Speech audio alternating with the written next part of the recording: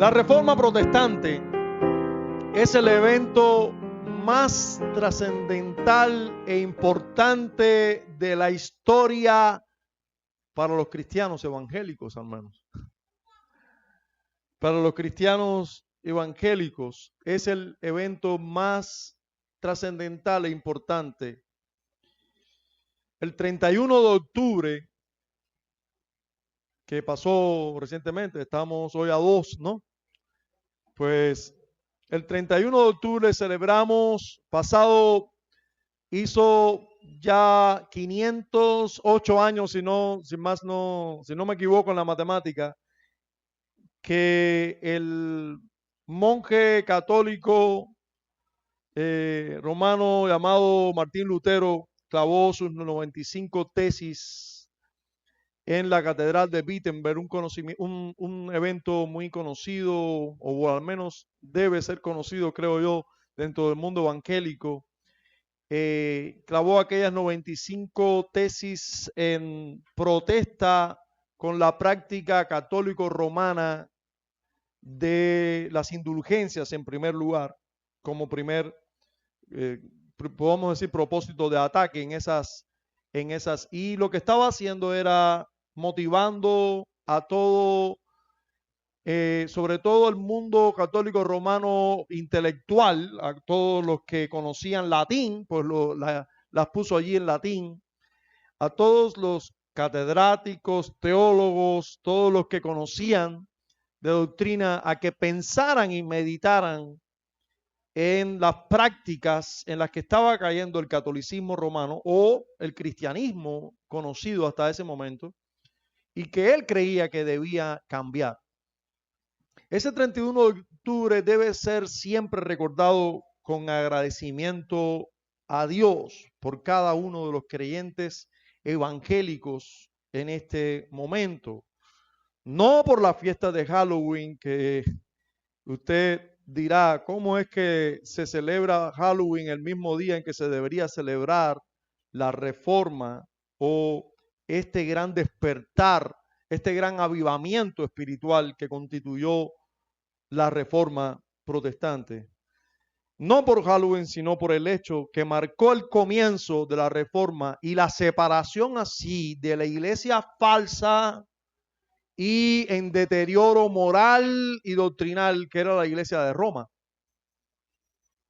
Toda la iglesia evangélica contemporánea, todos los cristianos evangélicos contemporáneos deberían festejar esa fecha, dar gracias a Dios por esa fecha, porque Dios nos dio luz. De hecho, el lema para muchos en la Reforma es que después de tantas tinieblas, Dios nos dio gran luz. Sin embargo, uno de los graves problemas que vemos hoy dentro del mundo que se llama evangélico, que tenemos que ponerle comillas, es que tanto teológica como moralmente, cada vez más se conduce por el mismo camino que llevó a la iglesia a convertirse en el monstruo que es Roma. El monstruo que hoy es la iglesia católica romana no comenzó así. A mí siempre me molestó encontrarme con un libro de historia del cristianismo y yo ver que los historiadores tomaban la primera etapa del cristianismo, que yo creo es la primera etapa del cristianismo, es cristianismo puro, pero luego seguían por el desarrollo de la iglesia romana o católico romana. Se concentraban en Occidente, dejaban Oriente a un lado y seguían la línea de la historia de la iglesia con la iglesia católico romana. Y no se ocupaban ni de los valdenses, ni los albigenses, ni ningún movimiento que también era cristiano, que incluso era más reformado o más centrado en la escritura que la misma iglesia romana. Pero bueno, ya con el tiempo me he dado cuenta que la historia, hay que ver quién escribe la historia para entonces tener todos los datos. Así que hay que leer varios libros de historia de distintas fuentes y tener un poco así un consenso con la historia. Pero, hermanos, lo cierto es que Roma se convirtió en un monstruo, en el monstruo que vemos hoy, a un papa canonizando a un sacerdote satánico. Eso pasó recientemente, hace 2 semanas, algo así. Un señor que se dedicó toda su vida a cultos satánicos, la Iglesia Católica Romana lo canonizó. A un sacerdote de adoración pagana, la Iglesia Católica Romana lo canoniza como un santo. Pero ese monstruo que se convirtió hoy la Iglesia Católica Romana, que podemos decir muchísimos datos, no nos alcanzaría el tiempo para dar todos los datos por los cuales creemos que es un monstruo, la Iglesia Católica Romana hoy, no se convirtió en ese monstruo de un día para otro. Fue un proceso.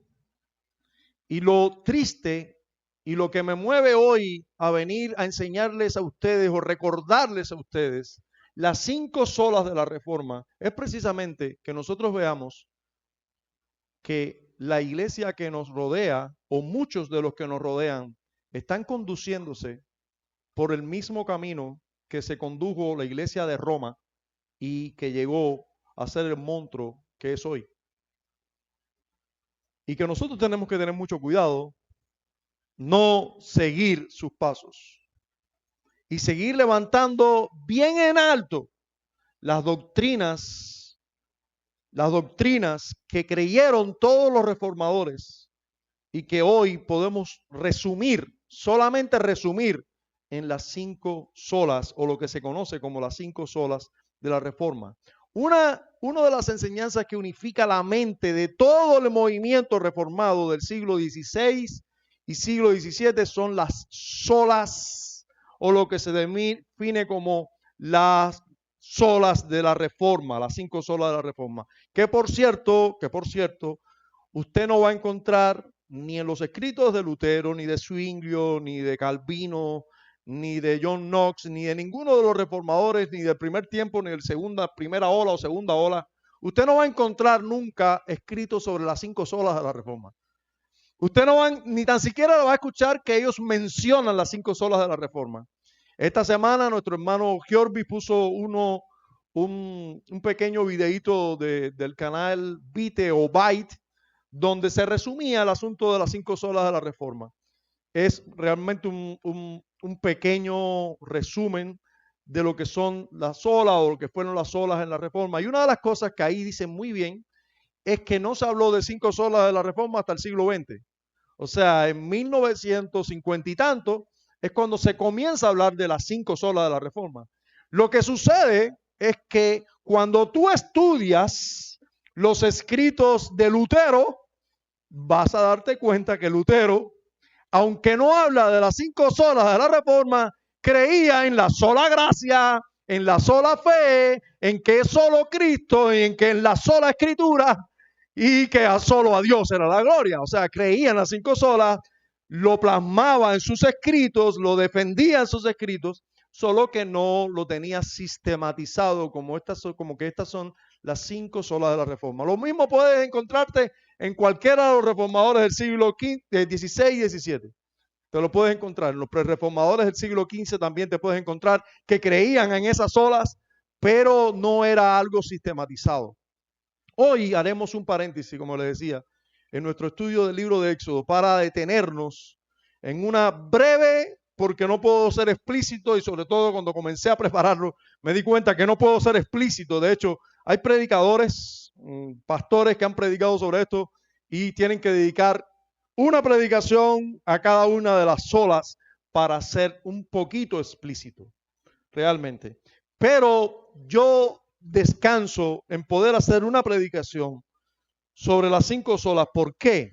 Porque, hermanos, nuestra confesión es una confesión que enseña las 5 solas, no sistemáticamente un capítulo para las 5 solas, pero aquí está implícito las 5 solas de la Reforma, porque es lo que han creído los cristianos. Y cuando aquí se defiende sola fe, sola gracia, solo las Sagradas Escrituras, solo la Escritura, se defiende en este documento que estudiamos domingo tras domingo. Así que por eso no voy a ser demasiado explícito en esto. Pero creo que en honor a la fecha, que muchas veces no hacemos ningún paréntesis, seguimos nuestro estudio bíblico que siempre hemos planificado y no hacemos ningún paréntesis. Hoy creo que después de tanto tiempo en Génesis, luego en Éxodo, sin desviarnos allí, no está mal hacer un paréntesis en honor a la fecha que recién pasa y podemos detenernos a enseñar sobre la sola reforma. Y está siendo retomadas como la enseñanza, las 5 solas de la reforma, pudiéramos hablar de ellas como un resumen de todo el movimiento de reforma y como verdades que deben ser creídas siempre por los verdaderos creyentes. Estas no son las únicas verdades que deben ser creídas. Estas no son las verdades que creían todas las verdades que creían todos los reformadores resumidas. No, son verdades en relación a la salvación, sobre todo. Fíjense que aquí, aunque tiene implicaciones de la teología propia, aunque tiene implicaciones de la escatología, aunque tienen implicaciones de todas las áreas de lo que enseña la Escritura, no estamos hablando, no vamos a hablar de ninguna de estas cosas, más bien nos vamos a concentrar en la doctrina de la salvación. Y en relación a la doctrina de la salvación, estos elementos que son fundamentales sobre la doctrina, lo que debemos creer en relación a la salvación, son verdades que compartían todos los teólogos y que son verdades que hoy los creyentes debemos tener bien en alto, porque son verdades que creyeron los hombres que Dios les dio luz para salir de las tinieblas. Las enseñaron, las creían, sus vidas fueron transformadas por estas señales, por estas verdades, y las expusieron en casi cada uno de sus libros como verdades que tenían que ser levantadas por la iglesia, porque la iglesia es columna y baluarte de la verdad. Debe levantar la verdad y preservar la verdad, la iglesia. Así que yo les invito a ir una por estas doctrinas o estas solas. Y déjenme hacer, yo le voy a pedir si puede encender el videobin y a ver si puedes hacer esto. ¿Puedes poner el logotipo de la iglesia? Ajá. Porque yo quiero que ustedes sepan, esta iglesia ha tenido su propia historia, igual que todas las iglesias, ¿no? Nuestro logotipo, si usted lo ha visto, si lo ha mirado un poco, se va a dar cuenta que nuestro logotipo está inspirado en las 5 solas. Ese logotipo que no es perfecto y que necesita corrección, simplemente es un logo, pero está inspirado en las 5 solas. Y déjenme decirles que las 5 solas, aquellos que las sistematizaron, notaron claramente que tienen una estructura. La base de las 5 solas es la sola escritura.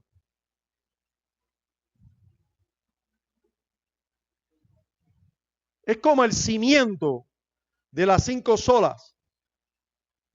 Es como el cimiento de todo el resto de la doctrina. Ahora, esta casa que es construida con las 5 solas tiene 3 grandes y fuertes pilares. Y tiene una cima, tejado o cubierta.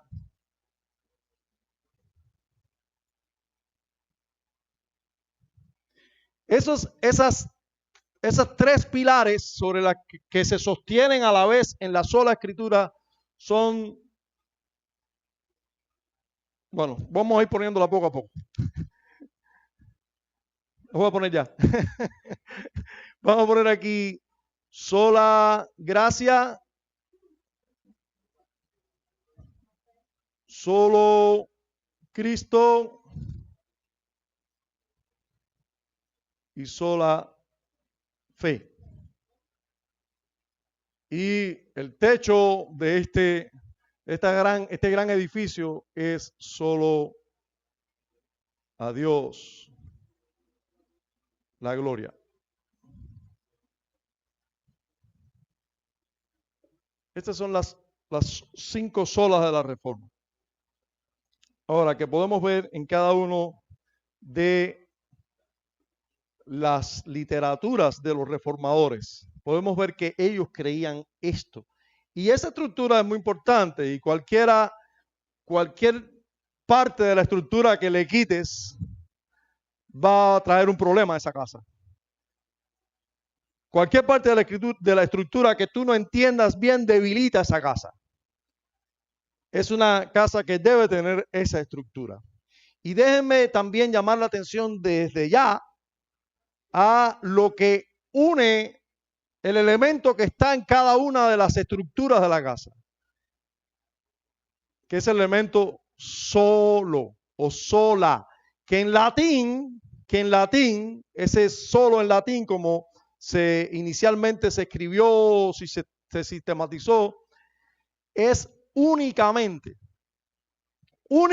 la escritura o solamente la escritura, solamente la gracia, no es la gracia más algo, siempre la palabra sola es muy importante. O sea, la escritura es importante, sí, pero es sola escritura. Y vamos a ver eso ahora en cada uno de esas solas. Y vamos a comenzar por el fundamento, por la sola escritura. Si se dan cuenta, el logo de la iglesia tiene mucho que ver con esto. El logo de la iglesia es un fundamento que es una Biblia abierta, o por lo menos eso es lo que quiere representar esto. Cada columna, que vienen siendo el sola gracia, sola fe y solo Cristo, pero en este caso ahí ocupa el lugar las siglas de nuestra iglesia, Iglesia Bíblica de Jesucristo, y un techo de ese mismo edificio donde debería decir solo Deo Gloria, en este caso un poco en latín, o solo a Dios sea la gloria. Por eso le decía que tiene mucho que ver, o sea, que nuestro logotipo está inspirado, el logotipo de nuestra iglesia está inspirado en las 5 solas de la Reforma. Ahora, vamos a ver, mirando las escrituras o la sola escritura, vamos a ver primero el fundamento, el poder de la escritura y su aplicación. Dentro de la sola escritura, nosotros tenemos que ver que la escritura es poderosa en sí. Cuando nosotros estamos hablando de sola escritura, estamos diciendo que la escritura tiene poder en sí misma. Estamos diciendo más que esto, pero vamos a ir allí al concepto, pero antes de hablar del concepto quería hablarles del poder que hay intrínseco en la escritura y que a veces los que no creen en la sola escritura obvian. Una de las tentaciones que nosotros sabemos salen del mismo infierno, a la que hoy se presentan muchas iglesias, es que dejan la escritura y piensan que hay más poder en otras cosas para atraer personas que en la misma escritura. Ellos comienzan a razonar y dicen, bueno, si nosotros damos Biblia y Biblia y Biblia nada más, las personas se van a aburrir y se van a ir, los jóvenes no van a prestar atención. Vamos a quitar un poco de Biblia y vamos a hacer programas donde haya un poco más de entretenimiento. Imagínate a los niños, tú no puedes tomar a los niños y darle Biblia y Biblia y Biblia. Le haces un cuentecito de la Biblia, después bastante juego y así ya. Bueno, hermanos, eso es un error tan grave porque la escritura es poderosa. Dice la escritura que ella es palabra viva, que es eficaz y más cortante que toda espada de 2 filos y penetra hasta partir el alma y las coyunturas. Eso es lo que dice la Biblia de sí misma. ¿Usted sabe quién creía eso? Los reformadores creían eso. Por eso cuando usted estudia la vida de Juan Calvino en Ginebra, usted se va a encontrar con un elemento que es un elemento sustancial y fundamental en la vida de Calvino y Ginebra. Ustedes saben que Calvino fue llamado a Ginebra como para que resolviera el problema de corrupción que había en Ginebra.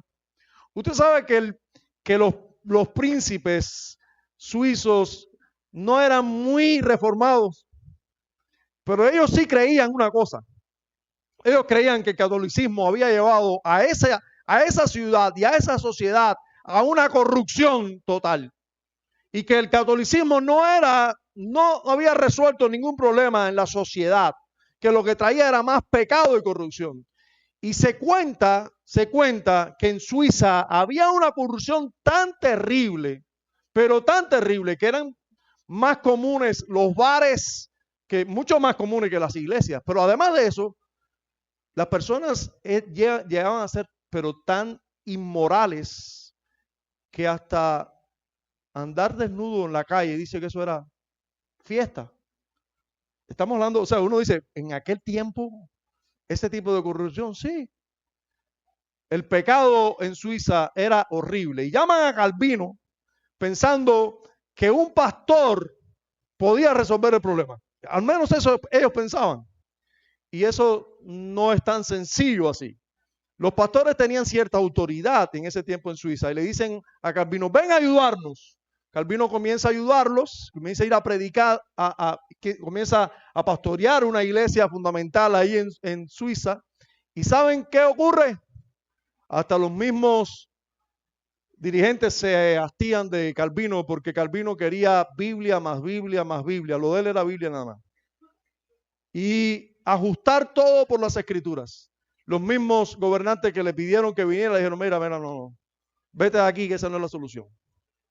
Pero pasó poquito tiempo para que diga, mira, regresa, por favor, regresa, porque yo creo que esa es la única solución. Y Calvino era tan bíblico que él estaba predicando sobre un libro de la Escritura, si no más no recuerdo, el libro de Job, y se había quedado por un capítulo y un versículo, y cuando regresó, después de algunos años, siguió predicando por el mismo versículo que se había quedado, continuado y expositivamente, ahí mismo se quedó, y por ahí siguió predicando. Y hermanos, Calvino era de la convicción que con las Escrituras, predicando las Escrituras, frecuentemente, fielmente, predicando la Escritura fielmente, Dios iba a hacer algo. Y hermanos, después Ginebra se convirtió en la cuna de la Reforma. Aquello cambió totalmente, esa sociedad cambió totalmente, fue cambiada por la palabra de Dios. Por ningún programa de jóvenes, ningún entretenimiento, por la palabra de Dios. Así que la palabra de Dios es poderosa. Esa es una de las primeras cosas que hay que tener en cuenta cuando hablamos de sola escritura. La escritura es poderosa para cambiar el alma. Es ella la que puede cambiar el alma. Pero también nosotros tenemos que tener en cuenta que en el principio de sola escritura, todos los reformadores creían que la escritura era la autoridad final. Los reformadores se dieron cuenta rápido, y los romanos también, que para los reformadores la Biblia era la autoridad, la que decía qué era bueno y qué era malo, qué había que hacer y qué no había que hacer, qué había que creer y qué no había que creer, porque los concilios habían equivocado, los papas habían equivocado, los sínodos habían equivocado, pero la Biblia no. Y no había que hacerle tanto caso al Papa, ni tanto caso a ningún pastor ni sacerdote, a la Biblia que había que hacerle caso. No había que hacerle tanto caso a la tradición, y ese es el problema con la que nos estamos enfrentando aquí, y por eso vamos a verlo. Vamos a ver ahora a Lutero versus la Iglesia Católica Romana. ¿Qué creía Lutero? ¿Qué creía la Iglesia Católica Romana en relación a la autoridad de las Escrituras? En relación a la autoridad de las Escrituras. ¿Cuál era la visión católico-romana? Bueno, Roma decía que habían dos fuentes de autoridad. Fíjense, dos fuentes de autoridad. ¿Cuál era esa fuente de autoridad? Las Escrituras y la tradición. Ahí en la tradición incluye lo que decía el Papa, pero lo que decían todos los papas anteriores, o lo que decían los que habían canonizado, los santos que habían canonizado, lo que había creído la iglesia por tiempo. Eso era tanta autoridad como la Escritura. Pero ahora noten lo importante de eso, es lo que creía Lutero. Solo la Escritura. No las Escrituras más la tradición. Solo la Escritura. Ahora, usted pensará que hoy la Iglesia Católica, ¿qué cree? Que es la Escritura más la tradición. Sigue creyendo lo mismo. Pero ¿qué creen los evangélicos que salieron también de la Reforma Protestante? ¿Qué creen hoy? ¿Creen en la sola Escritura? Desgraciadamente no. Por eso les digo que hay un gran peligro en muchos evangélicos contemporáneos, porque ¿creen en las Escrituras? Sí. Tú hablas con un evangélico hoy y te dice, no, pero yo sí creo que en la Biblia. Yo creo en la Biblia igual que tú. No, no crees igual que yo. Porque tú crees en la Biblia, más lo que ha hecho la iglesia todo este tiempo. Vas a hablar con ellos y tú les dices, bueno, ven acá, ¿y por qué los panderos y las danzas? Pero si la iglesia ha hecho eso no sé cuánto tiempo. ¿Y por qué hay pastoras? Si nosotros llevamos, ¿tú sabes cuántas pastoras han pasado por aquí? Tú me vas a decir a mí ahora que no hay pastora. Mira para todas las iglesias para que tú veas. O sea, entonces está. Pero las escrituras, dime en las escrituras, ¿dónde hay pastoras? No, que eso es un problema cultural. Sí, lo que tú tienes es un problema cultural, que te has adaptado a la cultura feminista de este tiempo. Pero no, la escritura no tiene ningún problema cultural.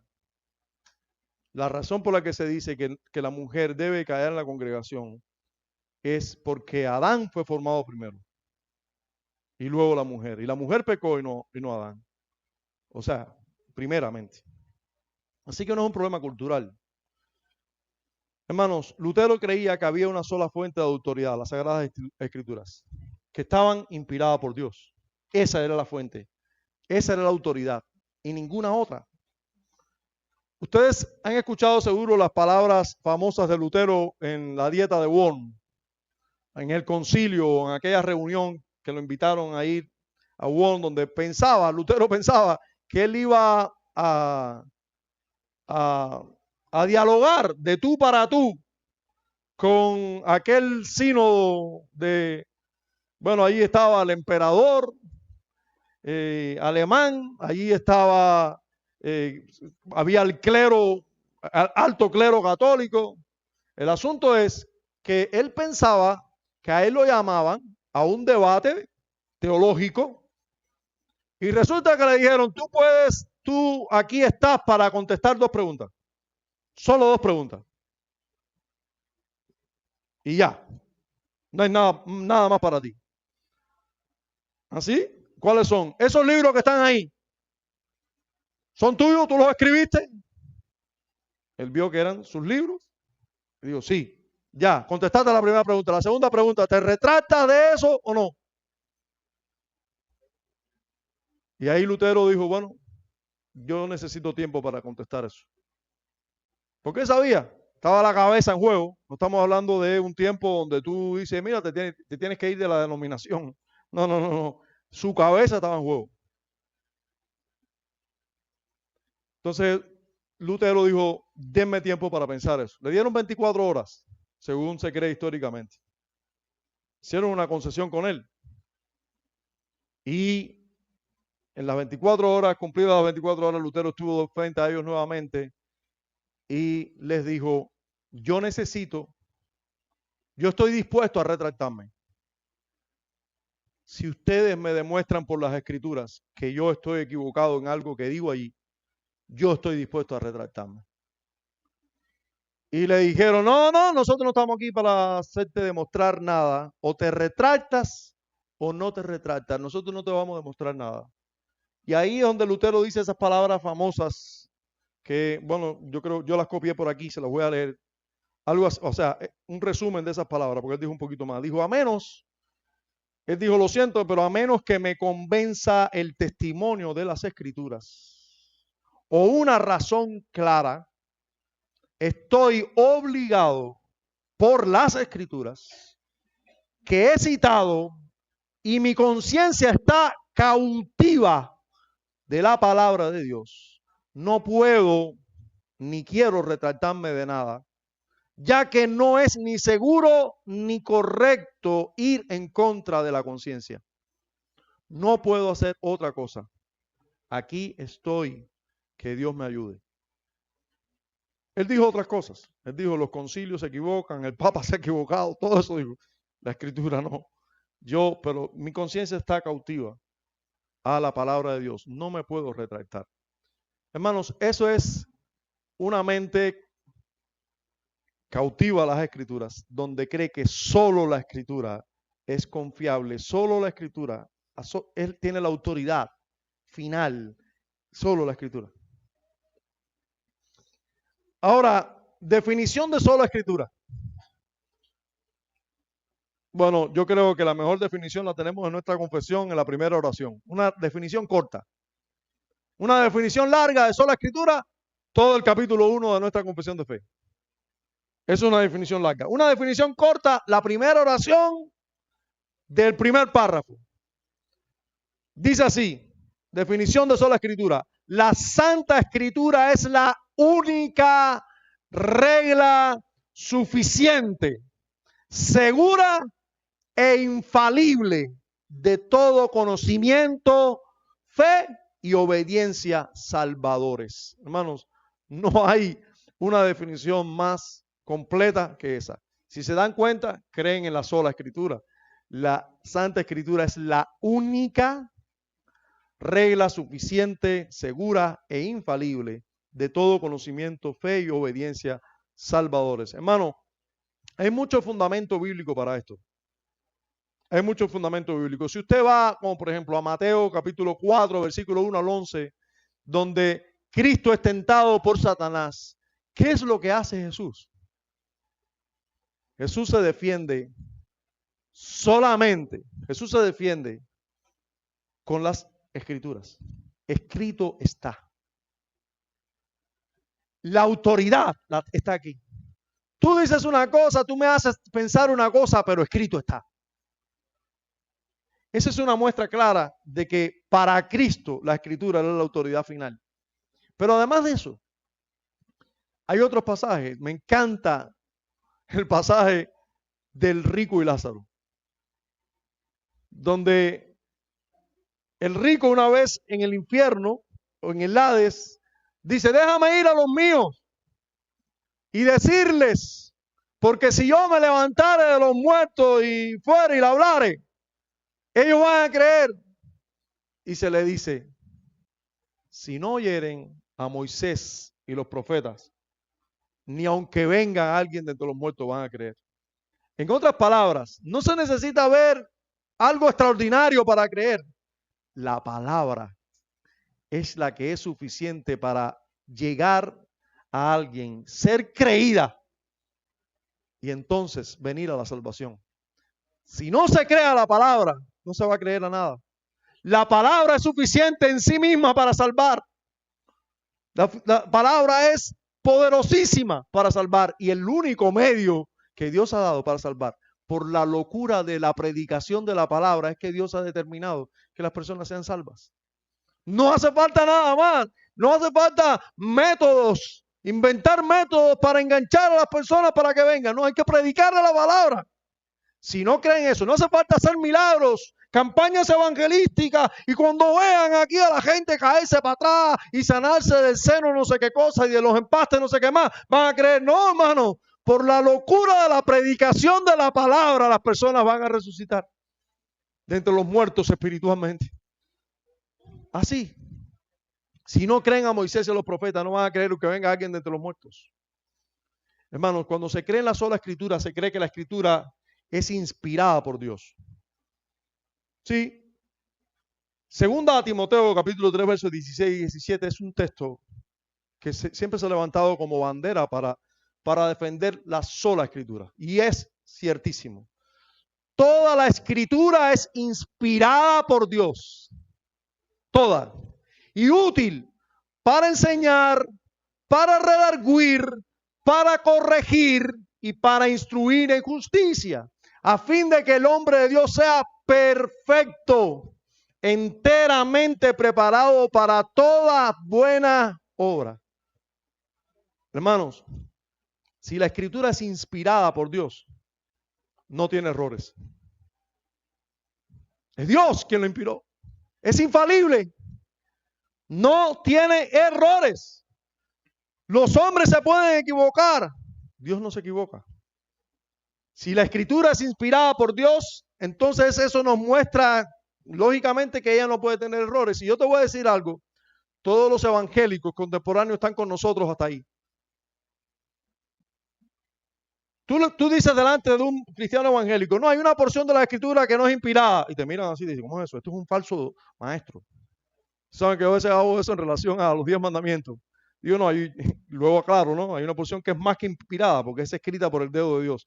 Y entonces ya le baja se ponen tranquilos. ¿Pero por qué? Porque creen como nosotros en la inspiración de las escrituras.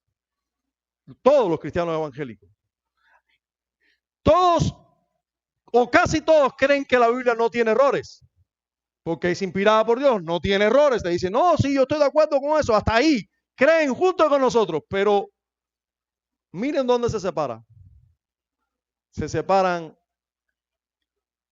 en esta palabra, sola, porque no creen que las escrituras son suficientes. Ahí está la separación, pero ahí está la gran separación. Y déjenme decirles que ese es el gran problema de nosotros no poder tener un debate objetivo con alguien. Porque si tú partes, tú puedes tener cualquiera de estos debates, que no vas a tener éxito en ninguno de estos debates hasta que no tengas éxito en este debate. Porque si ellos no creen solo en la escritura como la autoridad final, ellos te van a decir, no, gracias nada más, no, porque yo creí y fui yo el que lo hice. ¿Y en qué se basan? En su experiencia. No van a la escritura a buscar el por qué creyó. Ellos van a la experiencia. Y ya no es la escritura solamente la autoridad, es la escritura más la experiencia. Es la escritura más lo que yo siento. Es la escritura más lo que el profeta me dijo. Entonces se van de misión para Venezuela y se separa el matrimonio porque no es la escritura solamente. Es la escritura más no. A mí un profeta me dijo que podía irme para Venezuela. Y cuidado porque me lo dijo Dios.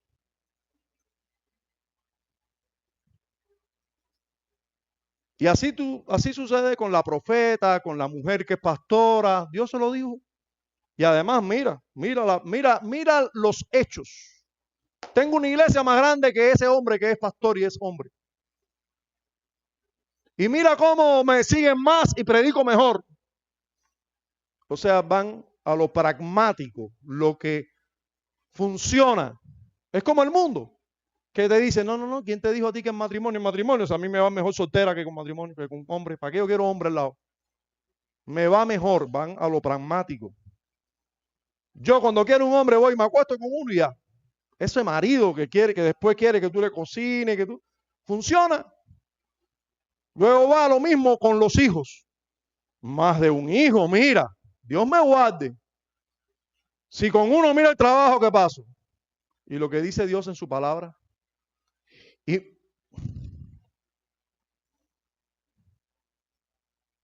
sí, te diste cuenta que también tú tienes problemas con el solo escritura, ¿no? Te diste cuenta. Lo que funciona es lo que funciona lo que funciona según tu tiempo limitado para observar y definir si funciona o no. Según tu tiempo limitado y tus ojos muy limitados, lo que funciona según tu vista no es un buen medidor. Su palabra es la que dice la verdad. Hermano, nosotros nos sentíamos muy vivos cuando fuimos convertidos. Antes de ser convertidos nos sentíamos muy vivos. Después de ser convertidos nos sentimos vivos. Sin embargo, la Escritura dice que estábamos muertos. Si tú vas a mirar lo que tú sientes, hermano, tú no vas a creer lo que la Escritura enseña. Pero los que creemos en la sola Escritura, creemos lo que la Escritura enseña por encima de lo que nosotros percibimos. Y eso es lo que creían los reformadores. Toda la Escritura es inspirada por Dios y es útil para enseñar, redarguir, corregir, instruir en justicia, a fin de que el hombre de Dios sea perfecto.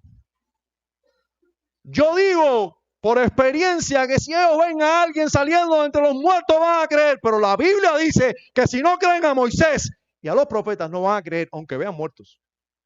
¿Tú estás seguro, Dios? ¿Tú creo que te estás equivocando? Mira, funciona lo de las pastoras. Yo digo que las mujeres tienen que estar en silencio. Pero Dios funciona, ¿no? Yo digo que las mujeres deben estar en silencio en la iglesia. Síguelo haciendo. Ese es tu problema. A su tiempo tendrás que dar cuenta. Pero lo que me glorifica a mí, lo que exalta mi nombre, lo que da gloria a mi nombre es que me obedezcan, no que hagan sacrificios. Pero Dios, yo estoy haciendo el sacrificio de dejar mis hijos que yo quisiera criarlos por pastorear esta iglesia. Yo no quiero que tú hagas ese sacrificio. Yo nunca te lo pedí. Pero no obedecen a la palabra, solo a escritura, sino a la escritura sí, más. Hermanos, el sola escritura es sin más. Sola escritura. Sola escritura. Eso es lo que hace muy diferente entre lo que creen de las escrituras los católicos romanos y evangélicos contemporáneos a lo que creen los reformados, los verdaderamente reformados en relación a las escrituras, que es solo escritura. Y ese es el cimiento donde se construye todo lo demás. Donde se construyen las otras solas. Porque si la escritura es la autoridad, ella es la que nos va a decir qué cosa es la salvación. La que nos va a decir que es solo por gracia, la que nos va a decir que es solo por la fe y la que nos va a decir que es solo Cristo. Y la que por lo tanto le va a dar toda la gloria a Dios. Pero vamos a ver, al menos de una manera más breve, en qué consiste la sola gracia. Y digo de una manera más breve porque esto lo enseñamos realmente con frecuencia por todas las implicaciones que tiene toda la escritura en relación a la salvación solo por la gracia. Pero hermanos, tenemos que saber en relación a la sola gracia que ha habido un debate históricamente, ha habido debates históricamente. Ahí tenemos que mencionar desde Agustín y Pelagio en los primeros siglos, siglo IV, hasta el siglo IV y V, hasta Erasmo y Lutero ya en el siglo XVI, y un poquitico después, siglo XVI y principio del siglo XVII, el gran debate entre Calvino y Arminio, que nunca debatieron entre ellos, pero bueno, que los seguidores de Calvino y los seguidores de Arminio han tenido hasta el día de hoy, que no saben los seguidores de Arminio si son seguidores de Arminio, de Pelagio o de Erasmo, y los seguidores de Calvino no sabemos si son luteranos, pero lo que sí es cierto, hermano, o agustinianos, lo que sí es cierto es que es un mismo debate. ¿Participa el hombre de alguna manera en la salvación o la salvación es solo por gracia? ¿Hay algo de obras? ¿Hay algo que pone el hombre en la salvación o es solo por gracia? Recuerden, todos creen en la gracia. Sí, cualquier evangélico y católico romano cree en la gracia. Gracia, pero la sola gracia es la que no creen. Y ahí es donde está el problema. Ahí es donde está el problema. No es la gracia. La gracia todos creen. Todos tienen hasta su propio concepto de gracia. El asunto es el sola. Sola gracia. Por eso es importante, muy importante el término solo o únicamente la gracia. Primero, ¿qué enseña las Escrituras? Hermanos, desde Génesis hasta Apocalipsis enseña gracia.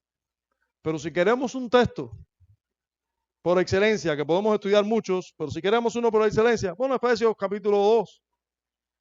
Efesios 2, del 1 al 10 dice, y Él os dio vida a vosotros cuando estabais muertos.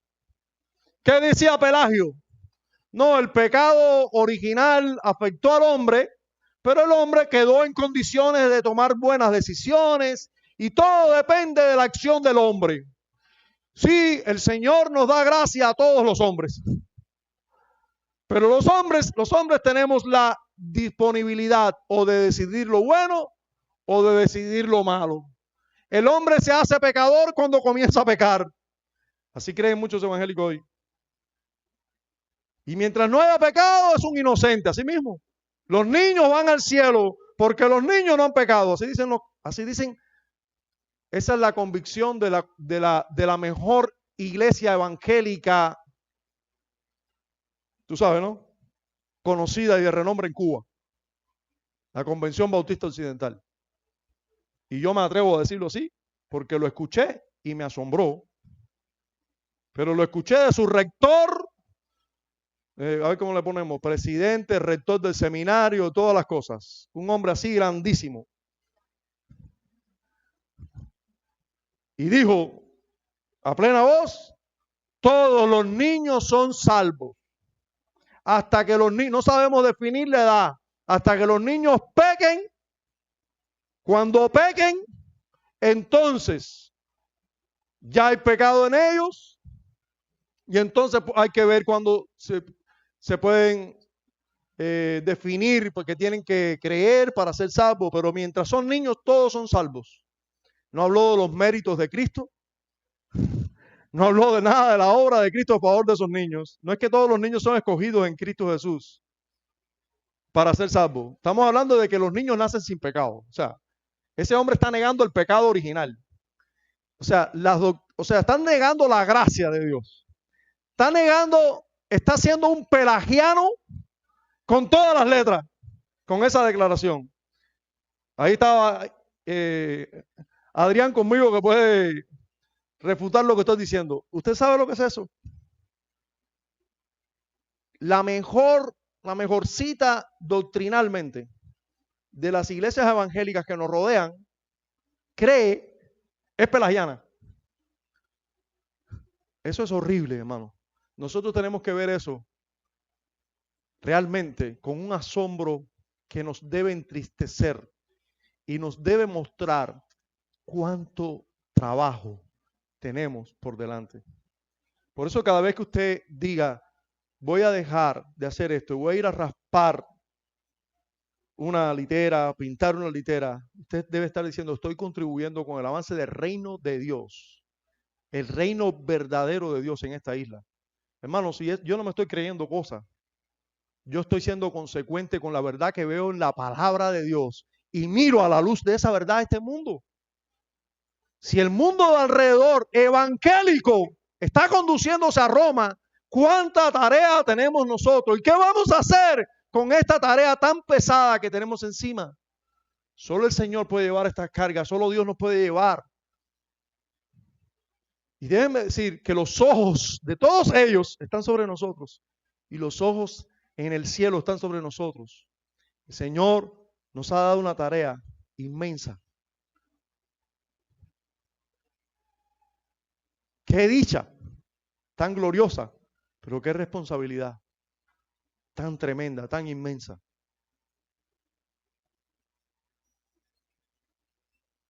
Él os dio vida cuando estaban muertos, ustedes estaban muertos. Ah, no, pero en mi experiencia me parece que yo no estaba muerto, que yo fui el que decidí, porque no tiene sola escritura. Es la escritura más lo que él sintió. ¿Entiendes? Cuando es sola escritura, tú vas ahí, la escritura, dame cuál es la verdad de mi vida antes de yo estar en Cristo. Dice que yo estaba muerto en delitos y pecados. Dice la escritura, yo pensaba que yo tenía algunos pecados y que yo decidí por esos pecados, eso es lo que me dice mi experiencia. Pero lo que dice la Biblia, ¿qué cosa es? Y es ella. O yo estaba vivo, según lo que yo sentía, o yo estaba muerto, según dice la Biblia. Según la Biblia, yo estaba muerto. Él os dio vida a vosotros cuando estabais muertos en vuestros delitos y pecados. Y hermano, entiendan que cuando Pablo le está diciendo eso a los cristianos en Éfeso, es porque los cristianos en Éfeso pensaban naturalmente que ellos estaban vivos. Si no, no había que decirle, ustedes estaban muertos. Ellos pensaban que estaban vivos. Tú no estabas vivo, tú estabas muerto en delitos y pecados cuando Él te dio vida. ¿Así? ¿Era así la cosa? Sí. Si tú crees en la sola escritura, es así.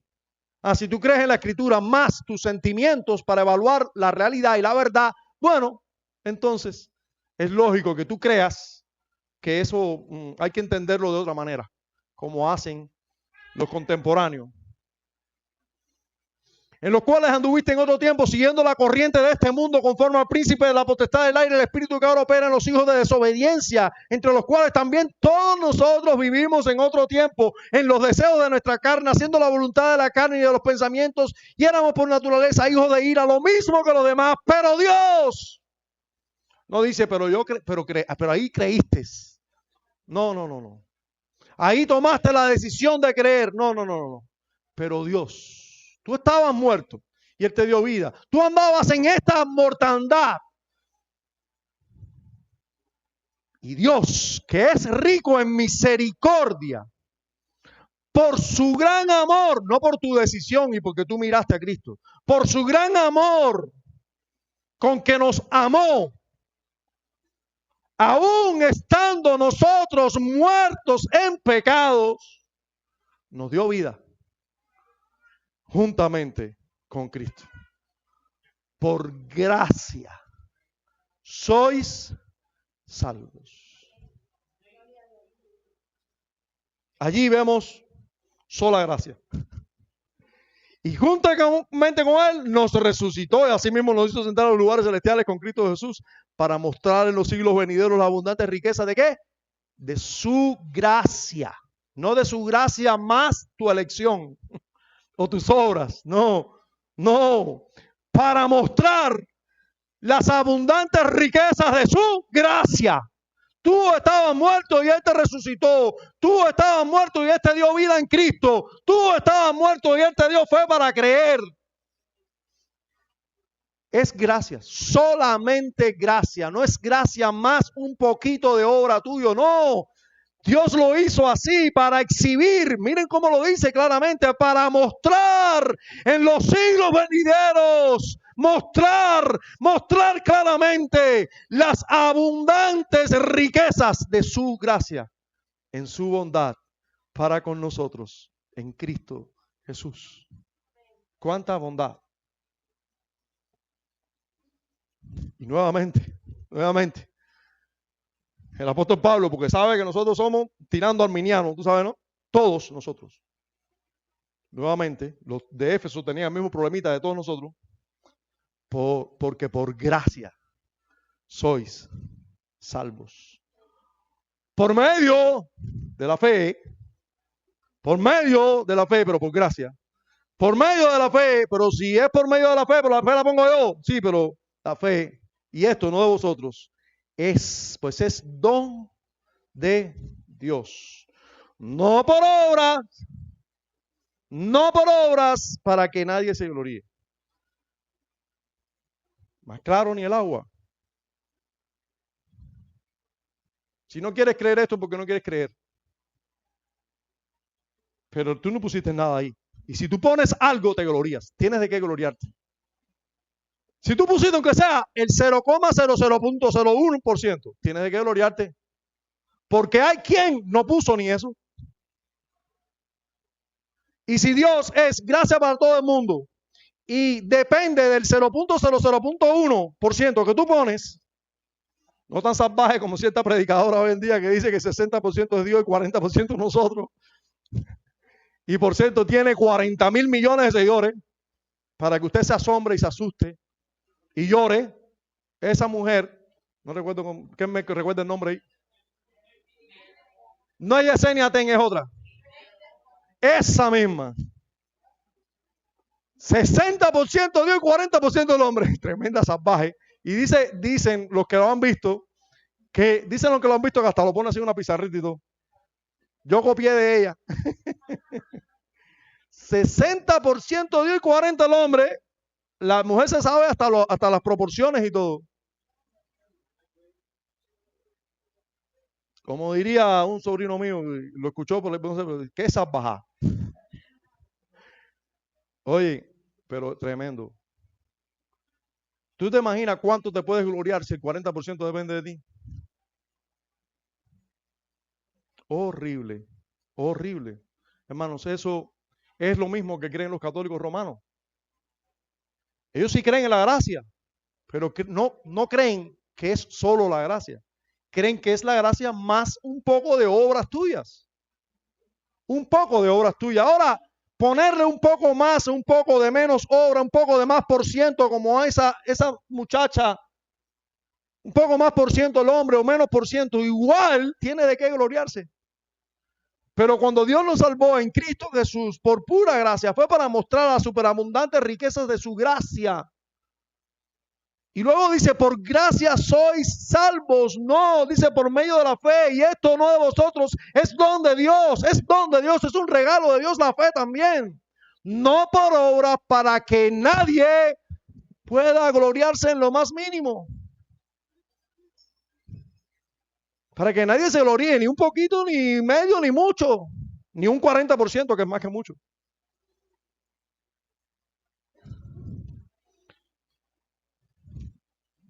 No por obras para que nadie se gloríe, porque somos hechura suya, creados en Cristo Jesús para buenas obras, las cuales Dios preparó de antemano para que anduviésemos en ellas. Si hacemos alguna obra, es porque somos hechura suya en Cristo Jesús para buenas obras. Por eso es que nosotros tenemos buenas obras, porque ya estamos en Cristo, porque ya hemos creído. Hermanos, solo por gracia somos salvos. No es gracia más, es solo gracia. Sola fe. Sí. Hermanos, Lutero tuvo un gran dilema en su vida. Usted sabe, Lutero creció en medio del catolicismo romano. Ustedes saben la experiencia, no sé los que han visto la película, los que han visto la película han leído algo de Lutero. Pero algunos yo le hablo de Lutero y dicen, sí, yo vi la película, pastor. Bueno, yo creo que más que ver la película sería bueno que leyéramos algunos. Esas películas están inspiradas siempre en lo que se ha escrito de él. Y lo mejor es leer varias fuentes. Ahora, Lutero, miren lo importante de leer varias fuentes, se cree que el primero que sistematizó las 5 solas fue un católico romano. Por supuesto, hablando mal de ellas, pero fue el primero que las unió, estudiando a los reformadores para contradecirlos, él la unió, para que ustedes vean. Así que es bueno consultar varias fuentes. Lutero tuvo un gran dilema en su vida. Él llegó a ser sacerdote y sin embargo no estaba seguro de su salvación. Trataba de cumplir fielmente todo lo que el catolicismo enseñaba, todas las obras, todo de caridad. Se hizo sacerdote de hecho para eso, para consagrarse a Dios, pero se creía en su conciencia, tenía una lucha y decía, ¿cómo yo me voy a enfrentar a ese Dios justo? Y Él no va a desatar su ira sobre mí. Dice, hasta que me enfrasqué con la lectura del libro de Romanos. Yo odiaba la justicia de Dios, pero yo sabía que este santo, el apóstol Pablo, tiene algo que decirme en esta carta. Y dice que se enfrascó en la lectura y estudio minucioso de la carta del apóstol Pablo a los Romanos, hasta que se encontró con un verso que le brotó de las escrituras y decía, el justo por la fe vivirá. Y decía la justicia de Dios. Esta es la justicia de Dios. Esta es la justicia de Dios. Él justifica al impío por la obra de Cristo. En la justicia de Dios que es por fe. Dice Lutero, yo recibí la vida cuando me di cuenta que había que creer en la obra de Cristo, apropiarme de la obra de Cristo, recibir por la fe la obra de Cristo y así ser salvo. Así es salvo el justo. Abraham creyó y le fue contado por justicia. La doctrina de la sola fe está enseñada desde Génesis. Había que creer en la promesa de Dios y recibirla. Y si la crees, bienaventurado. Bienaventurado. Hermanos, la salvación no es igualmente por fe más obras. Es solo fe. Solo fe. A la fe verdadera la acompañan obras. A la fe verdadera. Pero la fe lo único que hace es creer. Luego tiene frutos. Sí, tiene frutos. Aquellas personas que creen son las que nacen de nuevo. El que nace de nuevo tiene un nuevo corazón. Dios pone su espíritu en él y lo hace andar en las obras que él ha ordenado. Miren cómo dijo Calvino. Confesamos con Pablo que ninguna otra fe justifica sino la que obra por el amor. Ajá, pero mire ahora. Pero la fe que obra por el amor no tiene su poder para justificar de esa obra. En realidad no justifica de ninguna otra manera, sino en cuanto los lleva a la comunión con la justicia de Cristo. En otras palabras, cuando mira y se apropia de la justicia de Cristo y de la obra de Cristo a su favor. No es un asunto de las obras, es un asunto de la fe en la obra de Cristo, que también luego va a tener obras. Romanos 3 y 4 son, hermanos, si tú entiendes Romanos 3 y 4, vas a entender que la justificación o la salvación es solo por fe. Si tú entiendes esos dos capítulos del libro romano, vas a entender claramente que la justificación es solo por la fe. Que la salvación se recibe por fe, que es una gracia de Dios, pero es solo fe. No es fe más nada, es fe solamente. Ya nosotros leímos Efesios capítulo 2, versículos 8 y 9, ¿verdad? Muy esclarecedor ese verso. Porque por gracia sois salvos por medio. Nosotros nos apropiamos de la obra de Cristo por la fe. Y no de vosotros esa fe, no es algo que nace del ser humano, es un don de Dios, es una gracia también, don de Dios, no por obras, para que nadie se gloríe. Ahora, solo Cristo es el objeto de esa fe y es el único camino que por la gracia nos lleva al Padre, el único mediador. Solo Cristo.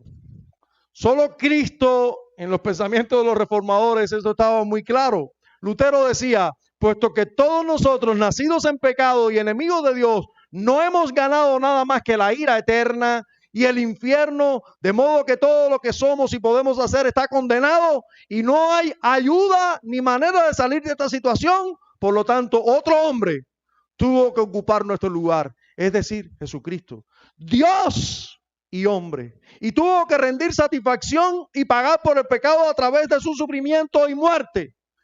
Hermanos, si Cristo no es nuestro Salvador y Él, como Él es Dios y hombre con nosotros, para pagar suficientemente la ira de Dios sobre nosotros, para poder pagar por todos nosotros, para satisfacer la ira de Dios, tenía que ser hombre perfecto y Dios. Es Jesucristo. Es por medio de Jesucristo que podemos ser salvos. No pueden ayudar nuestras obras en eso, porque sería una ofensa. No podemos decir, bueno, yo soy salvo por Cristo más por mi fe, poniéndole mérito a tu fe. Aparte de Cristo. No, es solo Cristo. Es la obra de Cristo. Pero es la obra de Cristo más que yo día a día me esfuerce. No, solo Cristo. Pero es Cristo más que yo sea miembro de una iglesia. No, los miembros de Cristo son miembros de una iglesia. Pero solo Cristo. Porque el ladrón en la cruz no fue miembro de ninguna iglesia. Bastó Cristo. No tuvo oportunidad de ser miembro de una iglesia. Cristo fue suficiente. Solo Cristo. Miren cómo decía Calvino. Si buscamos la salvación, el mismo nombre de Jesús nos enseña que es de Él. Jesús es Salvador, ¿no? Jesús es Salvador, el significado de su nombre. Ahora, si buscamos otros dones del Espíritu, los encontraremos en su unción. Todos los dones vienen de Cristo. Si buscamos la fuerza, esta se encuentra en su dominio. Si la pureza, en su concepción. Si la mansedumbre, esta se manifiesta en su nacimiento. Pues por su nacimiento se hizo semejante a nosotros en todo, para que aprendiera a sentir nuestro dolor. Si buscamos la redención, esta se encuentra en su pasión. Si la absolución, en su condenación. Si la remisión de la maldición, en su cruz. Si la satisfacción, en su sacrificio. Si la purificación, en su sangre. Si la reconciliación, en su descenso a los infiernos. Si la mortificación de la carne, en su sepulcro. Si la novedad de vida, en su resurrección. Si la inmortalidad, en la misma. Si la herencia del reino celestial, en su entrada en el cielo. Si protección, si seguridad, si abundante provisión de todos los bienes en su reino, si tranquila expectativa de juicio en el poder que le es dado para juzgar. En resumen, ya que en él abundan ricos depósitos de toda clase de bienes, bebamos hasta saciarnos de esta fuente y de ninguna otra. Cristo es todo lo que tenemos y es solo Cristo lo que tenemos. Él sea suficiente para nosotros, porque solo Él es la fuente, el manantial de salvación. Hay Biblia desde Génesis 3:15 hasta Apocalipsis.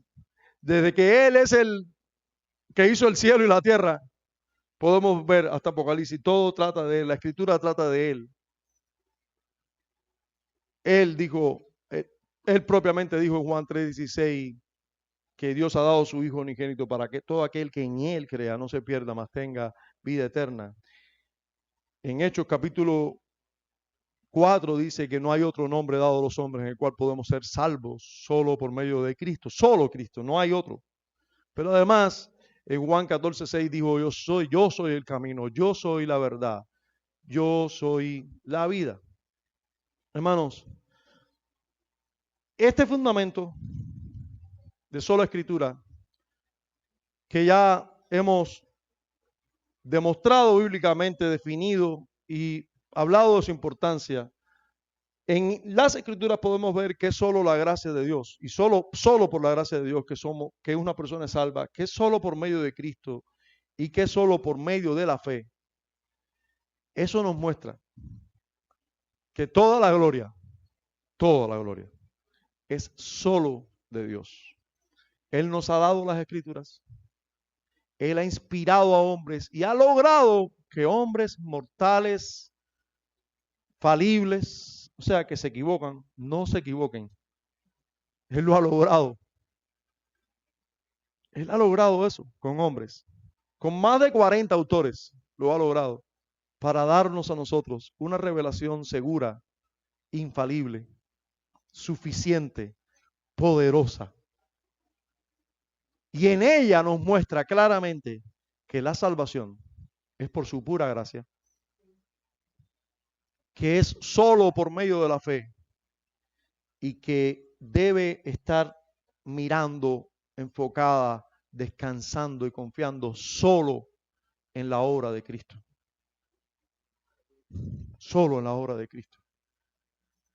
No confíes en nada más. No confíes en ti mismo para ser un buen esposo, para ser una buena esposa, para ser un buen padre, para ser un buen hijo. No confíes en ti. Confía en Cristo.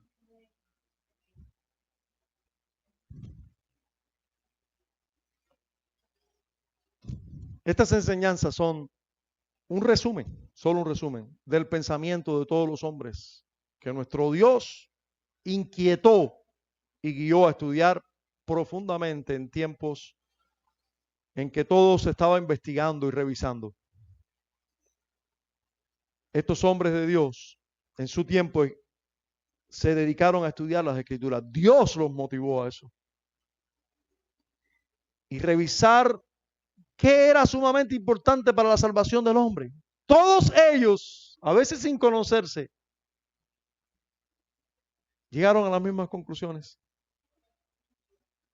Ellos tenían un peligro eminente acusándoles y peligraba sus vidas peligraba su familia, peligraba todo, porque ellos vieron estas verdades en las Escrituras cuando eso les costaba ir en contra de lo que estaba establecido por la religión, les costaba la vida. Y en medio de eso, hermanos, Dios les dio de nuevo, en medio de esa situación, Dios les dio el poder de seguir estudiando las Escrituras y pronunciarse en voz alta, porque sus conciencias quedaron ligadas a la palabra de Dios. Ellos pusieron estas verdades bien en alto y las sostuvieron con todas sus fuerzas, pues entendían que la iglesia es columna y baluarte de la verdad. Hermanos, sigamos su legado. La iglesia es columna y baluarte de la verdad. No nos avergoncemos de estas verdades gloriosas. A nosotros ya nos están dictando, nos han dictado históricamente, nos van a seguir dictando de orgullosos, porque hablamos como quien tiene autoridad.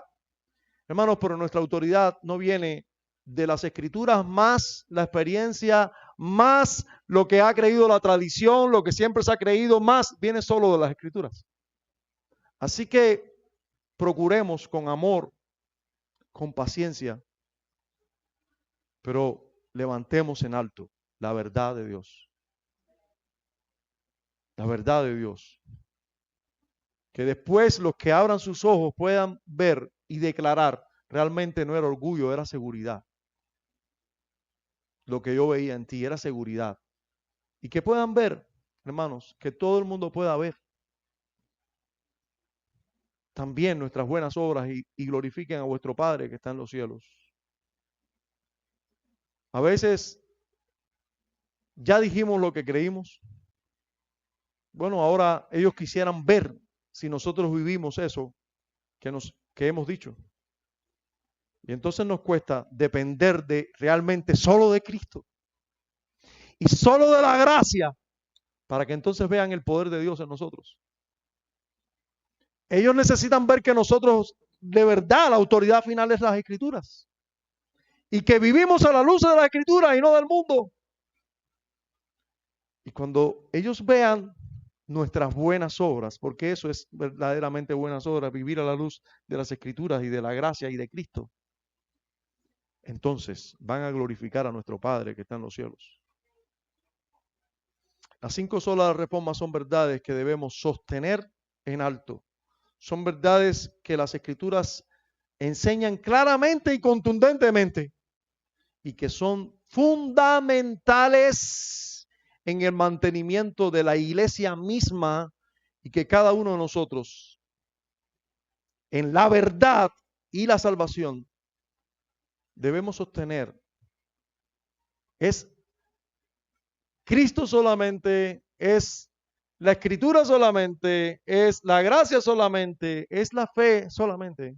Nosotros tenemos que sostener estas verdades bien en alto, creerlas y vivirlas para más gloria de Dios, porque Él merece toda la gloria en esto. Vivamos a la luz de estas verdades y sostengámoslas en alto. Padre, gracias. Gracias, Señor, por la obra tan gloriosa que has hecho en cada uno de tus hijos. Por además de ello sacarnos de todos estos errores en los que la mayoría aquí estuvimos. Gracias por eso.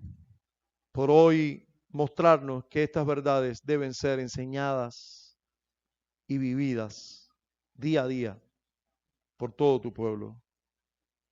Señor, esperamos en ti, en tu gracia, para andar en ellas. Sí, Señor, en Cristo oramos, en Cristo esperamos. Amén.